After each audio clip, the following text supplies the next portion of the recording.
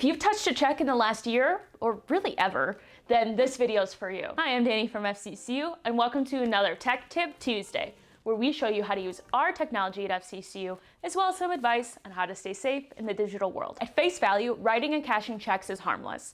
It's been a standard practice in personal finance for decades. However, the longer these practices have been around, the more creative fraudsters have become. Ultimately, fraudsters want to steal your money, and there are a variety of ways that they can do so. Stealing your checkbook and forging checks to cash, gathering personal information so that they can steal your identity, manipulating you into cashing a fraudulent check and sending a portion back to them, leaving you to pay the full amount of the check once your financial institution identifies the fraudulent check, and so on and so forth. There are two sides to the check fraud/scam coin. One, everyday best practices to prevent check fraud, and two, check scam red flags to identify when cashing a check. First, let's go into everyday best practices to prevent check fraud. It all starts with protecting your information. According to LifeLock, every time you write a check to someone, you're handing them the information that they need to commit check fraud, with you as the victim. And fraudsters have countless strategies to find this information, even if they can't get a hold of one of your checks. To commit check fraud, fraudsters need the following information: your name, address, phone number, financial institution's name, account number, routing number, and signature. Consider the life cycle of any document with your personal information on it. When and where did it come from? What kind of information is listed on it? Where do you keep it while it's in your possession? And how and when do you dispose of it? Purchase a lockbox or safe to store any document that contains personal information. Consider bolting it to the floor if it's light enough to be carried. If you rarely use your checkbook, keep it stored in here too. Properly vet any home visitors, especially those who are unattended. Examples of visitors include housekeeping, contractors, repair services, etc. It doesn't hurt to keep your valuables locked up even if you've vetted your visitors, because better safe than sorry. Shred documents that contain personal information when you no longer need them. Delivery services like UPS and FedEx, and office supply stores like Office Depot and Staples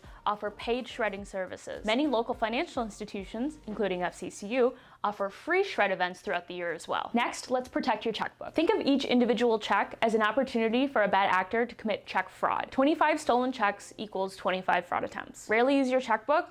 Leave it at home. Checkbooks can be stolen out of purses, bags, and cars. Tear out individual checks to bring with you instead of bringing your whole checkbook. Lock it up. When you're not actively using your checkbook, keep it locked in a lockbox or safe. Avoid mailing checks from your mailbox. If you need to mail a check, go to the post office. This minimizes the risk of it being stolen from your mailbox. Otherwise, place it in your mailbox right before USPS arrives. Next, let's talk about monitoring your checking account. Set up text or email alerts. This is a best practice for any consumer, regardless of if you use checks. It's important to learn your own spending habits so that fraudulent transactions stick out like a sore thumb. For check users specifically, set up custom alerts for when a check clears your account for a certain denomination. Our next big section of the video is check scam red flags to identify when cashing a check. Bottom line, you are responsible for paying back any check cashed on your bank account. Consider the following situation. You receive a letter in the mail claiming that you won a sweepstakes. The letter contains a check and instructs you to cash the check and send a portion of your earnings back for taxes. You go to your financial institution,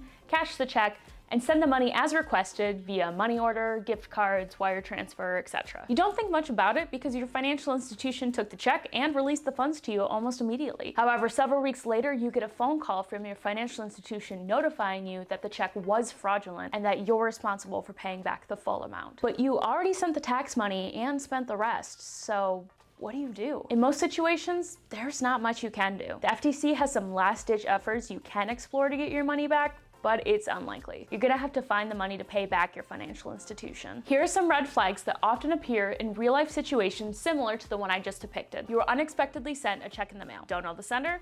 Don't cash the check. You were given a check and asked to cash it, but then you were asked to send a portion of it back in the form of a money order, wire transfer, or gift cards. The first two of these payments seem common. Anytime you're asked for a money order or a wire transfer, investigate further to ensure you're not being scammed. But gift cards? Really? The FTC said it best. Gift cards are for gifts, not payments. Many fraudsters will ask you to purchase gift cards like Google Play or iTunes and email the gift card number and PIN to them. All three of these payment methods are like cash. Once it's out of your hands, it's gone. There's almost nothing you can do to get your money back. Keyword Almost. This one will sound familiar. You were sent a check as a sweepstakes prize, but you were instructed to send a portion back to cover taxes, shipping and handling, or processing fees. Check out more information on fake prize sweepstakes and lottery scams at the link in the description. And lastly, you were sent a check for selling something, but the amount is accidentally over asking price. For more information on online auction scams, check out the link in the description. And by golly, check out all those good old resources in the description for more examples and details on check fraud and check scams. I've been Danny from FCCU. Be sure to like this video, like us on Facebook, subscribe to us on YouTube, follow us on Instagram, and buy some sort of product to get the frizz out of your hair, unlike me. And I'll see you next time. You see what this light does? This light shows you every piece of blonde hair that's out of place. And I love this light, but it drives me bonkers, absolute bonkers.